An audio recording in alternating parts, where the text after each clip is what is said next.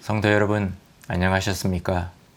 오늘 여름신앙특강 마지막 시간인 너무나 잘 알고 계시는 사랑의 원자탄 손양훈 목사님에 대해서 함께 생각해 보고자 합니다. 기도하시겠습니다. 은혜로우신 아버지 하나님, 오늘 이 시간 손양훈 목사님에 대해서 함께 생각해 보고자 합니다. 그분의 일생을 돌아보면서 우리에게 주는 도전과 교훈이 무엇인지, 그리고 우리의 신앙을 다시 한번 점검하는 시간 될 수 있도록 인도하여 주시옵소서. 예수님의 이름으로 기도하옵나이다. 아멘. 너무나 잘 알고 계시는 손양훈 목사님. 손양훈 목사님의 인생은 아마 크게 세 부분으로 이야기되어질 겁니다. 먼저 애양원 목회, 그리고 신사참배를 반대하고 거부하셔서 한 6년간 투옥 생활. 그리고 두 번째 아마 인생은 해방되고 난 이후에 여수 반란 사건으로 인해서 두 아들 동인과 동신이 순교를 당하고 그를 죽인 안재선이라는 사람을 양아들로 삼는 것. 그리고 세 번째는 6.25 전쟁 중에서 손양훈 목사님이 공산군에 의해서 순교를 당하시는 것. 크게 아마 세 부분으로 나누어질 겁니다. 그래서 우리도 함께 그렇게 세 부분으로 나누어서 생각해보고 마지막 네 번째로 손양훈 목사님의 삶과 신앙에 대해서 함께 또 생각해보고자 합니다. 먼저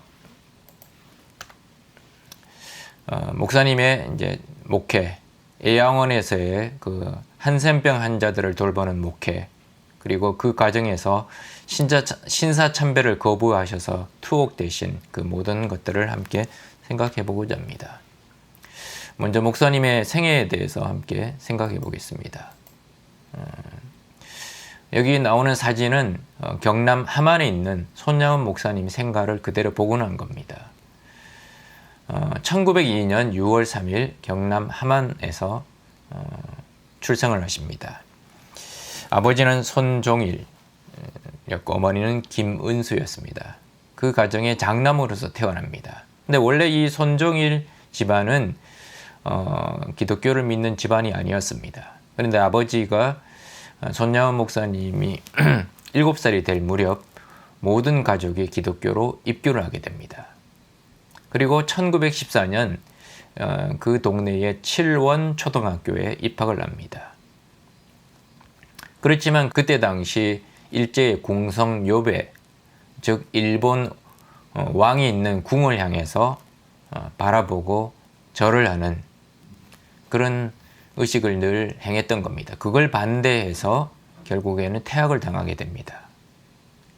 그리고 호주 선교사인 맥레이의 도움으로 인해서 다시 또 복학을 하죠. 그리고 1917년 호주 선교사 맥레이의 도움으로 이 학교를 졸업을 하게 됩니다. 그리고 그 맥레이 선교사에게 세례를 받게 됩니다. 그리고 1919년 서울에 있는 중동중학교에 입학을 하게 됩니다. 1919년 여러분 잘 알고 계시죠? 3.1 독립운동이 일어났던, 3.1 만세운동이 일어났던, 이때 당시 아버지인 손정일 장로님이 3.1 운동에 가담을 합니다. 경남 창원에서 3.1 운동에 가담을 하고 그리고 투옥을 당하게 됩니다.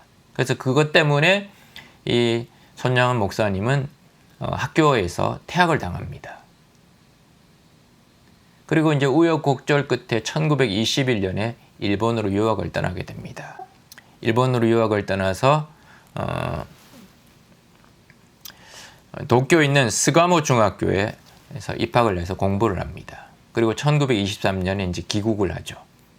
근데 이때 당시 일본 유학할 당시에 도쿄 중앙교회에 출석을 했었는데 그곳에서 나가타 주지 목사님의 노방전도나 여러 가지 사역에서 굉장히 많은 감동을 받고 은혜를 받게 됩니다.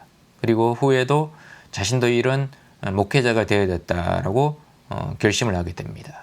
그리고 이때 당시 접하게 되었던 우찌무라 간조의 영향을 받게 됩니다. 그리고 1923년에 귀국을 하고 그 이후에 정량순 지금 사모님과 결혼을 하고 교회에서 집사로 임명을 받습니다. 그리고 1926년 경남 성경학원에 입학을 합니다. 여기서 경남 성경학원이라는 것은 지금으로 말하자면 아마 신학교와 같은 그런 역할을 하는 곳이었습니다. 단순히 그런 성경을 가르치는 학원이 아니었던 겁니다. 여기서 누구를 만났냐면 자기보다 5살 연상인 주기철 목사님을 만나게 됩니다. 그리고 주기철 목사님을 통해서 굉장히 많은 신앙적인 도전을 받게 됩니다. 그리고 1926년에 부산 감만동에 있는 나안저촌에서 맥켄지 선교사님을 도와서 전도사로서 사역을 시작합니다. 그리고 그 이후 평양신학교 입학할 때까지 울산에 있는 방어진 교회, 남창교회, 양산의 원동교회, 밀양의 수산교회를 개척합니다. 그래서 외지 전도사로서 이것저것을 다니면서 전도를 하는 진짜 그런 전도사 역할을 감당하면서 많은 교회들을 부산과 울산 그다음에 밀양에 있는 교회들을 세우게 됩니다. 그리고 이제 1933년에 평양에 있는 평양신학교, 지금으로 말하자면 장로회 신학교, 장신대의 전신인 이 평양신학교에 입학을 합니다. 그리고 1938년에 평양신학교를 졸업을 하게 됩니다. 예, 죄송합니다. 여기 날짜가 잘못. 33년이 아니고 35년에 평양신학교에 입학합니다. 그때 당시 만 33세의 나이로 입학을 하게 됩니다. 35년에. 그리고 38년에 평양신학교를 졸업합니다. 그리고 1939년에 여수애양원의 전도사로 부임을 하게 됩니다. 자, 어떻게 해서 여수애양원에 가게 되었을까요? 손영원 목사님은 처음부터 한센병 환자, 애양원 교회를 사역을 하려고 결심을 하셨을 것일까요? 그렇지는 않습니다. 여러 가지 어떤 경험과 여러 가지 어떤 계기가 되어서 애양원에 사역을 하게 되셨던 겁니다. 그걸 함께 좀 생각해 보고자 합니다. 세 가지 중요한 어떤 계기가 있었습니다. 첫 번째는 감만동 교회에서의 사역. 1926년 감만동 교회에서 사역을 시작을 합니다. 이 감만동 교회에서 사역하는 것도 참 여러 가지 인연이 있었습니다. 1924년에 정량선 사모와 결혼을 하죠. 그리고 처갓집에 갑니다. 근데 그때 당시 일본에서 중학교 유학을 하고 돌아왔기 때문에 처갓가 다니는 교회 사람들이 일본 유학 갔다 왔다는 인재라는 걸 알고는 자신들의 교회에 와서 설교를 부탁을 합니다. 그래서 그 처가가 다니는 처갓집 교회에 가서 설교를 했는데 그때 누가 이 예배에 참여했냐면 감만동 교회를 출석하고 있는 권사님 한 분이 참석을 합니다. 그리고 그 설교에서 젊은 손장원의 설교에 은혜를 받게 됩니다. 그리고 손장원에게 부탁을 합니다. 우리 교회에 와서 설교를 해달라고. 그래서 감만동 교회, 한센병 환자들이 있는 그 감만동 교회에 가서 설교를 합니다. 근데 그때 많은 환자들이, 나병 환자들이, 한센병 환자들 은혜를 받게 됩니다. 그래서 그게 계기가 되어서 1926년 감만동 교회의 전도사로서 부임을 하게 됩니다. 그리고 10년간 그 경남 지방의 순회 전도사로서 사역을 하게 됩니다. 이게 첫 번째 계기가 됩니다. 두 번째는 1937년 평양신학교 2학년 때 애양원 교회에서 사경의 강사로 초청을 받습니다. 그래서 초청을 받아서 굉장히 많은 은혜를 끼칩니다. 이렇게 사료를 이제 찾아보면 이 손양원 목사님이 설교를 참 잘하셨던 것 같습니다. 그래서 신학교 2학년 때 애양원 교회 사경의 부흥의 강사로 주강사로 초청을 받아서 설교를 하러 갑니다. 그만큼 이미 손양원 목사님의 설교가 많은 사람들에게 영향을 끼쳤고 잘했기 때문에 그랬던 것 같습니다. 두 번째 계기가 이것이었고요. 그 다음에 1939년의 상황이 또 묘하게 흘러갑니다. 1938년에 손영원 목사님이 평양신학교를 졸업합니다. 그런데 1937년 일제가 어떤 일을 행하느냐, 신사참배를 강요합니다. 신사참배는 국민의례다 라고 해서 신사참배를 강요합니다. 그것에 반대했던 평양신학교는 1938년에 문을 닫게 됩니다. 그래서 손양원 전사님은 졸업을 참석 못하고 그냥 졸업장을 우편으로 받게 됩니다. 그리고 난 이후에 졸업을 하고 난 이후에도 손양원 목사님은 설교를 하러 가거나 다른 교회를 방문할 때마다 신사참배는 절대 안 됩니다. 이건 하나님의 십계명을 어기는 겁니다 하면서 아주 강력하게 거부 운동을 합니다. 이것 때문에 경남 노회에서 전도사로서 사역을 했지만 목사 안수를 받지 못하고 해임이 됩니다. 그리고 그해 1938년 애양원 교회는 순천 노회에서도 동일하게 신사참배는 국민의례다라고 해서 신사참배를 하자라고 결의를 합니다. 노회 차원에서. 그래서 그것에 반대해서 애양원 교회도 절대로 신사에 참배할 수 없습니다 라고 거부를 해서 순천 노회를 탈퇴합니다. 이 교회는 노회를 탈퇴하다 보니까 노회 안에서 사역자를, 전도사님을, 목회자를 청빙하기 어려워졌습니다. 그리고 손양원 전사는 노회로부터 해임이 되다 보니까 이 장로교 교단 안에서 사역지를 구하는 것이 어려워졌습니다. 그러던 차에 어떻게 연결이 되어서 노회에서 해임이 된 손양원 전사님을 애양원 교회가 1939년에 청빙을 하게 됩니다. 그래서 이제 1939년에 7월 달에 애양원 교회에 부임을 하게 되는 겁니다. 여러분 한번 잘 생각해 보십시오. 손양원 목사님이 처음부터 나는 한센병 환자 특수 사역을 할 것이다 라고 결단을 해서 목회를 시작한 것이 아닙니다. 그런데 첫 번째는 감만동 교회에서 사역을 하면서 많은 한센병 환자들을 접했습니다. 그리고 좀 더 구체적으로 신학교 2학년 때 애양원 교회에 가서 사경의 주강사로서 설교를 했었습니다. 그리고 1939년에 졸업을 하고 난 다음에 임지가 없었던 겁니다. 노회에서 해임이 됐기 때문에. 교회도 마찬가지로 노회로부터 탈퇴를 했기 때문에 사역자를 구하는 것이 참 어려웠습니다. 그때 서로가 그렇게 연결된 겁니다. 손양원 전사님이 처음부터 애양원 가려고 했던 건 아니죠. 그런데 그런 여러 가지 인연이, 계기가, 경험이 하나씩 연결되어서 결국에는 애양원 교회를 사역을 하게 되었던 겁니다. 근데 이 애양원 교회에서 사역을 할 때 어떤 많은 일화들이 있습니다. 한센병 환자들은 그때 당시, 지금도 뭐 그렇지만 사람들은 이 한센병이 쉽게 말하면 천벌이다라고 해서 사람들은 꺼려했습니다. 만나지도 않았습니다. 그런 그 애양원 교회에 이제 청빙을 받아서 부임을 하고 난 이후에 손양원 목사님 어떤 일을 하셨냐면 애양원 직원들과 한우들 사이에 이 분리막이 있었는데 이걸 제거합니다. 그리고 목사와 장로석을 구분하는 유리문도 제거합니다. 그리고 장갑도 끼지 않은 채 환자와 악수하고 식사도 함께 하는 등 사회와 가족으로부터 버림받은 이 환자들을 정말 사랑으로 끌어안으십니다. 그래서 손양원 목사님은 늘 이렇게 기도하셨다고 합니다. 주여, 나로 하여금 애양원을 참으로 사랑할 수 있는 사랑을 주시옵소서. 주께서 이들을 사랑하심과 같은 사랑을 주시옵소서. 이들은 세상에서 버림을 당한 자들이었고 부모와 형제의 사랑에서 떠난 자들이었고 세상 모든 인간들이 다 싫어하여 꺼리는 자들이오나 오 주여, 그래도 나는 이들을 진정으로 사랑하게 하여 주소서. 그렇게 기도하셨다고 합니다.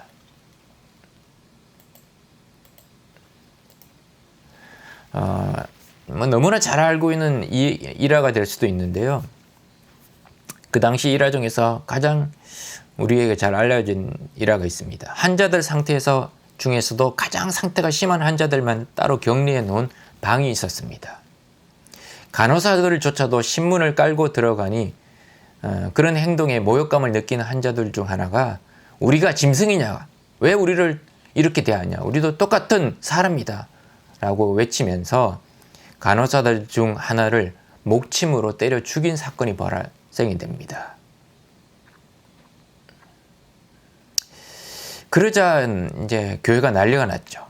그때 이 손양원 목사님이 맨발로 그 방에 들어가서 간호사를 목침으로 때려 죽인 그 환자에게 다가갑니다. 그리고 잠시 기도를 하고 난 손 목사님이 그 환자의 지금 그림에 있는 사진처럼 발에 고름을 입으로 직접 빨아내십니다. 한센병이 전염병이라는 사실을 알고 많은 사람들이 걱정했습니다. 다행히 손 목사님은 감염은 되진 않았지만 그 사건으로 인해서 많은 성도들이 손양원 목사님에 대해서 정말 존경심을 갖게 됩니다. 저도 2007년에 애양원을 방문한 적이 있었는데 그때 생존에 계시는 많은 성도님들을 만날 수가 있었습니다. 그분들의 입에서 한결같은 고백이 뭐냐? 우리는 사랑의 원자탄, 두 아들을 죽인 원수를 용서한 그런 목사님은 잘 모릅니다. 우리가 손양원 목사님을 아직도 잊지 못하고 존경하고 사랑하는 것은 그분이 우리의 눈물을 닦아주었고 우리의 고름을 빨아주었기 때문입니다. 그 얘기를 하시더라고요. 한센병 환자, 사회로부터 버림받고 가족으로부터 버림받은 그 사람들을 끝까지 사랑하신 사랑의 목사님이 바로 손양원 목사님이셨던 겁니다. 자, 그런데 신사참배 거부와 투옥이 일어납니다. 1940년 그렇게 정말 헌신적으로 한센병 환자들을 돌보고 계셨던 목사님은 계속해서 신사참배는 이거는 하나님께 죄를 짓는 것입니다. 우상 숭배입니다. 그렇게 계속해서 설교하고 사람들을 가르쳤습니다. 그러다 보니까 일제는 손양원 목사님을 눈의 가시처럼 생각했던 겁니다. 그러다가 1940년 9월 25일 수요일 예배가 마친 후에 손양원 목사님을 구속해서 수감을 시킵니다. 그리고 첫 번째 재판에서 1년 6개월형의 여러 가지 제목을 씌워서 재판 선고를 내립니다. 그런데 1년 6개월이 거의 끝나갈 무렵에 일제는 전향서를 쓰라고 합니다. 다시는 신사참배를 거부하지 않겠습니다. 그런 전향서를 쓰라고 합니다. 그런데 손양원 목사님은 절대 그 전향서를 쓸 수 없다라고 이야기합니다. 그 한마디 때문에, 그 이유 때문에 그 이후에 광주 형무소, 경성구치소, 청주 보호관찰소 등등에서 복역을 합니다. 그러다가 1945년 해방이 되고 이틀 후인 1945년 8월 17일 날 석방이 됩니다. 이때 당시 한 5년간의 이 복역 기간 동안 참 많은 고통을 당하시죠. 목사님이 체포되고 난 이후에 가족들은 뿔뿔이 흩어져서 부산 범일동 판자촌으로 갑니다. 자녀들은 신사참배를 반대했다는 이유 때문에 학교를 포기하고 일을 해야 했습니다. 큰아들 동인과 동신은 부산에서 공장에서 일을 할 수밖에 없었습니다. 그리고 큰딸 동희와 넷째 아들 동장은 해방이 오기 전까지 구포에 있는 에린원이라는 고아원에서 살게 됩니다. 자, 그리고 이제 1945년 8월 17일 날 석방이 되셔서 가족들을 만나서 다시 애양원으로 오시게 됩니다. 두 번째, 손양원 목사님의 인생에서 참 중요한 사건이죠. 두 아들이 순교를 당하고 그 아들을 죽인 안재선을 양아들로 삼습니다. 자, 사진에 보시면 두 아들 손동인, 손동신이 나옵니다. 해방되고 난 다음에 3년간의 시간이 흘러갑니다. 너무나 행복했고 너무나 은혜가 넘쳤던 생활이었습니다. 그러다가 1948년 여러분 잘 아시는 여순 반란 사건이 일어납니다.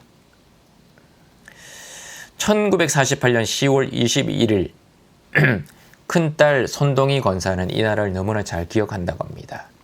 그날은 이 손동희 권사가 중학교를 다니고 있었는데 소풍을 가는 날이었다고 합니다. 그런데 그날따라 큰오빠인 손동인이 이 손동희 권사님을 여러 번 불러서 과자와 용돈을 주면서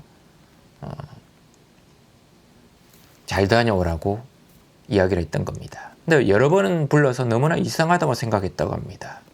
그런데 소풍을 갔다 보니까 큰오빠 동인과 작은오빠 동신이 그때 당시 있던 이 여순 반란 사건의 주범들에 의해서 총에 맞아서 시체가 되었다는 소식을 듣게 됩니다. 반란이 진압이 되고 동신과 동인을 죽였던 자들이 체포가 됩니다.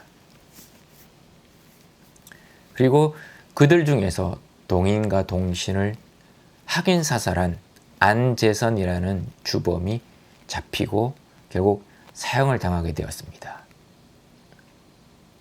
그런데 이 아버지, 두 아들의 아버지인 손양호 목사님은 그때 당시 다른 곳에 설교를 하러 가야 되기 때문에 이 큰딸인 동희에게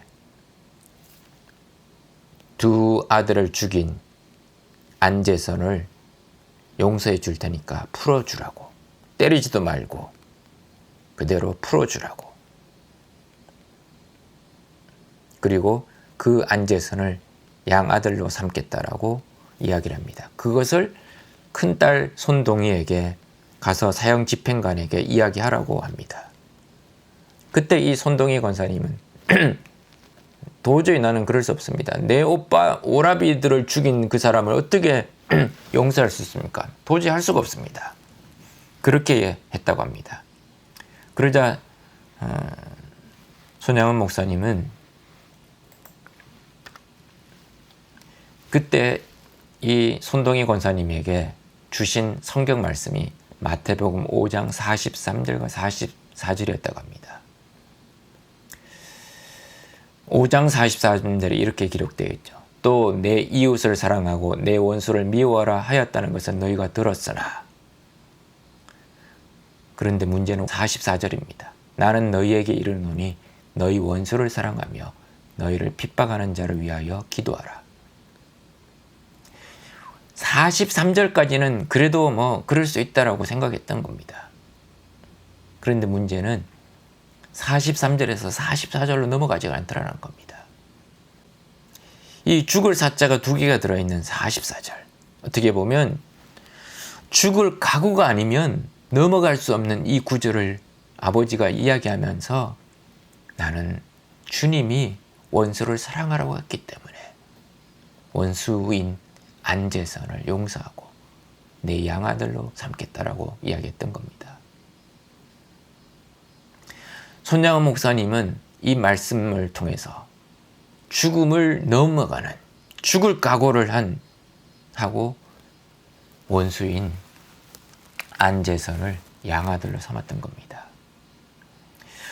위에 보시면 사진 오른쪽에 보시면 무덤 3개가 있습니다. 앞에 있는 무덤 2개는 동인과 동신의 무덤이고 뒤에 있는 무덤은 손양원 목사님과 사모님이 합장한 무덤입니다. 자, 세 번째, 손양원 목사님의 순교에 대해서 함께 알아보고자 합니다. 1950년에 6.25 전쟁이 일어납니다. 그리고 1950년 9월 13일 날 공산군에게 체포를 당하십니다. 예수 믿는, 예수님을 전하는, 그리고 쉽게 말하면 미제국주의 앞잡이라고 생각을 해서 체포를 합니다. 그리고 15일간 여수 감옥에서 혹독한 고문을 당하십니다. 근데 이때 당시 전쟁이 터지고 많은 사람들이 피난을 떠납니다. 교인들이 피난 가는 배를 마련해 놓고는 목사님을 모시고 가려고 합니다. 그러자 목사님은 떠나지 않으려고 하셨던 겁니다. 그러면서 교회에 남아서 잘 죽자라는 제목으로 설교를 하십니다. 그런데 교인들이 워낙 목사님이 안 가면 우리도 안 갑니다 라고 막 강하게 요청을 하니까 목사님은 어쩔 수 없이 피난선을 타시긴 합니다. 가방이나 다 챙겨서. 그런데 배가 막 떠나는 그 순간 목사님이 성경책이 든 가방 하나만 딱 달라두고 물로 뛰어듭니다. 사람들이 놀랐습니다. 그러자 손 목사님이 교인들에게 이렇게 이야기합니다. 여기 아직도 남아있는 한센병 교인들이 있는데 내가 어디를 가겠냐고. 한센병 환자들을 두고는 떠날 수 없다라고 이야기했던 겁니다. 교인들을 그렇게 피난선에 태워 보내고 난 이후에 교회로 돌아오셔서 남아있는 한센병 환자들을 돌보시다가 결국에는 9월 13일 날 체포를 당하십니다. 아마 그때 피난선에서 뛰어내리실 때 순교를 당할 수 있겠다라고 아마 생각하지 않으셨을까 생각되어집니다. 그러다가 이제 1950년 9월 6.25 전쟁 이후에 인천 상륙작전이 감행이 됩니다. 그리고 1950년 9월 28일 여러분 잘 아시는 것처럼 유엔군 인천 상륙작전을 했던 유엔군에 의해서 서울이 수복이 됩니다. 퇴각하는 공산군에 의해서 49세의 나이로 여수 미평동에 있는 과수원 밭에서 총살을 당하심으로 순교를 하십니다. 이 사진이 1950년 9월 28일 순교하신 손양원 목사님의 시신과 함께한 가족들 사진입니다. 1950년 10월 13일 장례식 때 장면인데 침대에 누워 계신 분이 바로 손양원 목사님이시고 좌측에서부터 둘째 딸 손동임, 그리고 그 앞에 있는 막내딸 손동연, 그리고 옆에 사모님이신 정양순 사모님. 1977년 11월 26일 부산의 청십자병원에서 소천하셨다고 합니다. 그리고 사모님이 안고 있는 갓난아기는 유복자인 손동길 목사님입니다. 그리고 그 우측으로 양아들인 안재선, 그리고 셋째 아들 손동장. 무슨 이유인지는 모르지만 큰딸 손동희 씨만 이때 빠져 있었다고 합니다. 동인과 동신 씨를 죽인 이 안재선은 손 목사님의 양아들이 되어서 손 목사님의 장례식에서 상주가 되어서 장례식을 치르게 됩니다. 그리고 이 안재선 씨는 1988년에 후두암으로 소천을 합니다. 그런데 죽기 한 보름 전쯤에 큰딸인 손동희 권사님을 만납니다. 그리고 손동희 권사님에게 이런 얘기를 했다고 합니다. 동희야, 이제 내가 천국 가거든. 너희 두 오빠에게 정말 무릎을 꿇고 용서를 구하겠다. 그렇게 이야기했다고 합니다. 그리고 이 안재선 씨의 아들이신 안경선 씨는 목사가 되어서 얼마 전 아프리카의 한센병 환자를 돌보기 위해서 선교사로 떠났다고 합니다.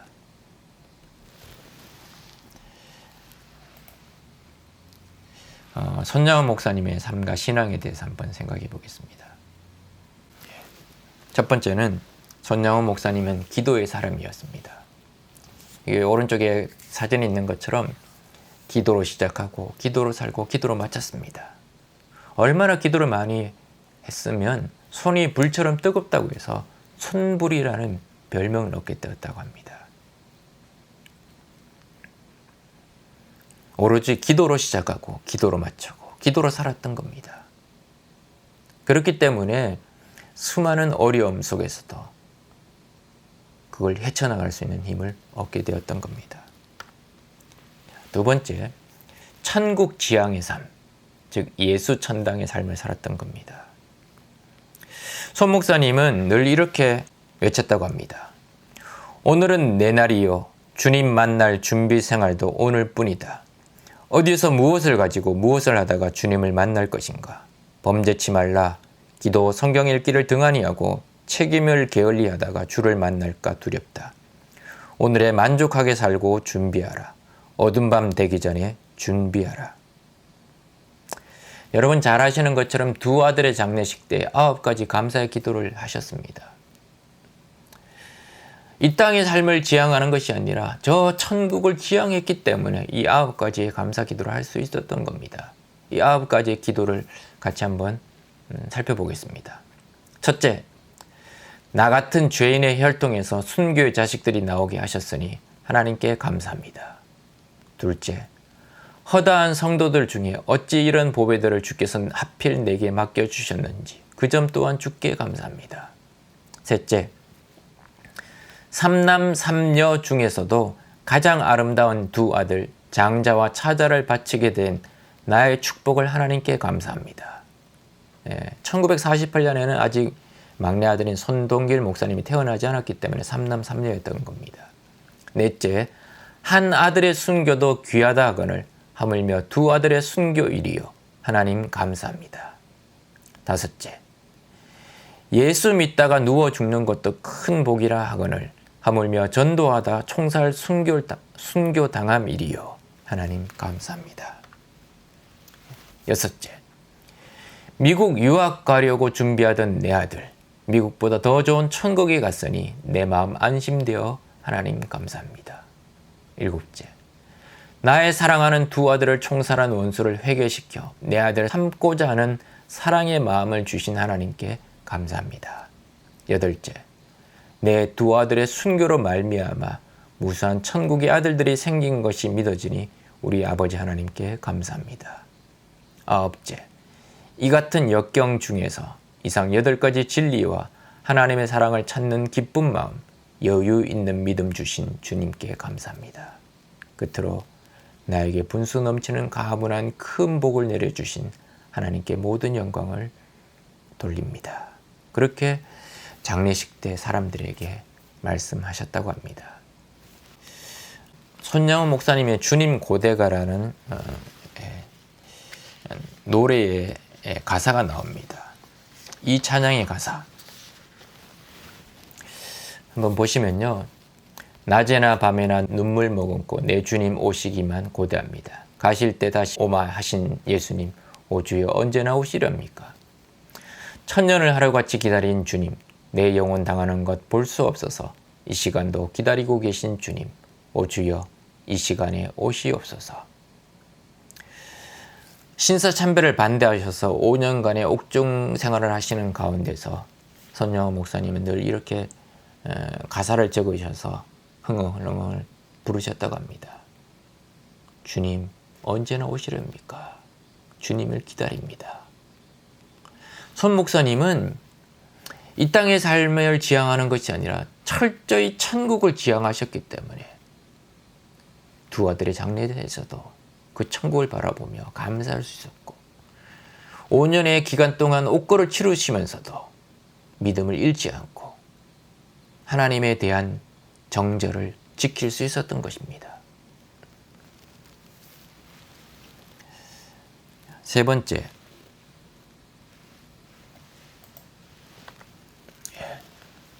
예수 중심의 신앙, 예수 중독자였습니다. 철저히 예수 중심의 신앙생활을 살았습니다. 오른쪽에 보시면 손양원 목사님의 사진과 손양원 목사님의 계속해서 스스로 외쳤던 다짐, 결심이 적힌 글이 있습니다. 예수 중독자. 같이 한번 읽어보시겠습니다. 나 예수 중독자 되어야 하겠다. 술 중독자는 술로만 살다가 술로 인해 죽게 되는 것이고 아편 중독자는 아편으로 살다가 아편으로 인해 죽게 되나니 우리도 예수의 중독자 되어 예수로 살다가 예수로 죽자. 우리의 전 생활과 생명을 주님 위에 살면 주같이 부활된다. 주의 종이니 주만 위에 일하는 자 되고 내일 되지 않게 하자. 손 목사님은 다른 것 아니고 예수 중독자 되어야 됐다고 합니다. 예수로 살다 예수로 죽자. 그분의 인생은 정말 예수로 살다가 예수로 죽는 인생이었습니다.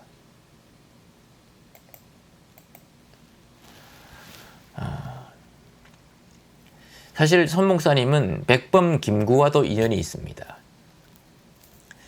1948년 두 아들이 그렇게 순교를 당하고 그 아들을 죽인 원수인 안재선을 양아들로 삼았다는 소식이 김구에게까지 전해집니다. 그래서 김구가 너무 큰 감동을 받았다고 합니다. 백범 김구 선생이. 그래서 이 백범 김구 선생이 그 얘기를 듣고는 이 손영원 목사님에게 이 손 목사님이야말로 공산당을 진정으로 이긴 자다라고 이야기를 했다고 합니다. 그리고 1949년 4월 17일자 서울신문에 손영원 목사님의 그 어떤 선행과 어떤 대인배적인 면모를 알리는 글을 게시했다고 합니다. 그리고 김구 선생은 손영원 목사님에게 자신이 설립하려는 학교에 교장으로 와달라고 정식으로 청빙을 요청했습니다. 근데 손영원 목사님은 나는 한센병 환자들을 버리고 다른 데로 갈 수 없습니다. 그렇게 해서 그 김구 선생의 제안을 정중히 거절했다고 합니다. 그래서 이 김구 선생이 너무 또 감동을 받아서 친필 휘호를 적어서 손 목사님에게 주었다고 합니다. 그리고 이 휘호는 지금 여수에 있는 손영원 목사님 기념관에 전시가 되어 있습니다. 저는 손영원 목사님의 일생을 이렇게 좀 잠시 살펴보면서 한 가지 느낀 게 있습니다. 두 아들을 죽인 원수를 용서했고 그 두 아들의 장례식 때 9가지 감사의 기도를 하셨는데 데이비드 포페르라는 분이 지은 피할 수 없는 하나님이라는 책에 보면 수도원과 교도소를 비교합니다. 수도원도 교도소도 세상과 분리되어서 폐쇄된 장소입니다. 그리고 둘 다 한 번 들어가면 마음대로 나올 수 없는 곳입니다. 그런데 근본적으로 수도원과 교도소가 차이가 있습니다. 어떤 차이가 있느냐? 교도소는 원망과 불평이 가득하지만 수도원은 감사와 찬송이 넘쳐납니다. 교도소는 아무도 들어가기를 원하지는 않지만 수도원은 자원해서 들어가는 곳입니다. 어떤 의미일까요? 똑같은 상황, 똑같은 사건을 만날 때 어떤 관점으로 바라보냐에 따라서 전혀 다른 선택이 이루어진다는 겁니다. 손영원 목사님은 나를 위해서 신앙생활하는 사람이 아니었습니다. 나 중심으로 신앙생활하는 사람이 아니었습니다. 철저히 예수 중심으로 신앙생활을 했습니다.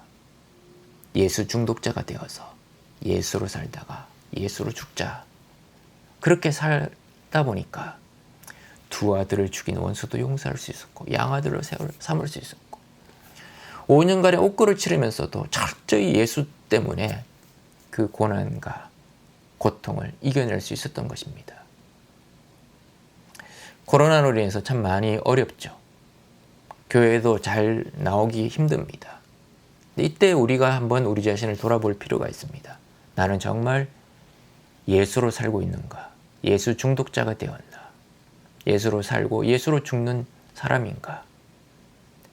한번 우리 자신을 조용히 성찰해 보면서 우리도 손영원 목사님처럼 예수로 살다가 예수로 죽는 인생이 되어야 될 줄 믿습니다.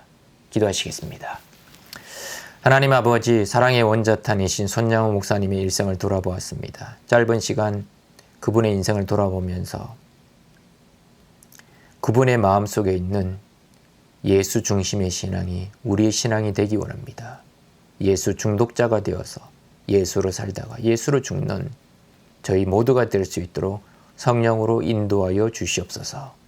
예수님의 이름으로 기도하옵나이다. 아멘. 끝까지 들어주셔서 감사합니다. 남은 방학 기간 은혜 가운데 평안하게 지내시길 바랍니다. 감사합니다.